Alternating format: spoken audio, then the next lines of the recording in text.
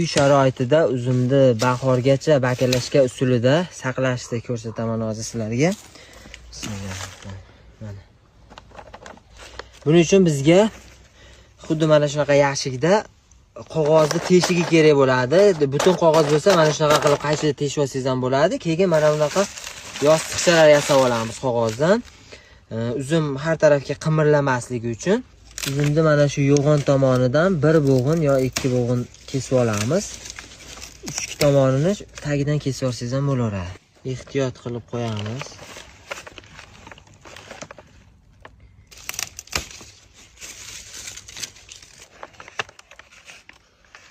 Mana shu holatda uzumlarimizni yuzib olamiz. Ozgina suv quyib olamiz. Uyga borgandan keyin suvlarini to'ldiramiz. Keyin xonaga gradusnik qo'yamiz. Xona haroratini 4-5 gradusdan 12 gradusgacha oralig'ida ushlab turishimiz kerak. Kechasi xonani shamollatib, kunduzi yopib qo'yamiz. Derazalarni bekitib, qorong'i xonaga olib kirib qo'yamiz. To'liq ma'lumotni yana opsiyaga yoki kommentariyaga yozib qo'yaman. Oltariqda uzumlar qanday saqlanadi deganlar uchun uy sharoitida mana kaltagi bilan uziladi. Suvlarga shu holatda suqib qo'ysanglar 6 oy keyingi uzum pishar mahalgacha saqlasanglar bo'laverar ekan. Mana ro'za mahal sotuvga chiqadi deyapti.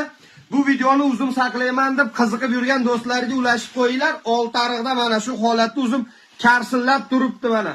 Ro'za mahal sotuvga chiqar ekan. Bitadan dehqonga like ni bosib qo'yinglar, kommentariyaga savollaring bo'lsa yozib ketinglar. Sog' bo'linglar, salomat bo'linglar.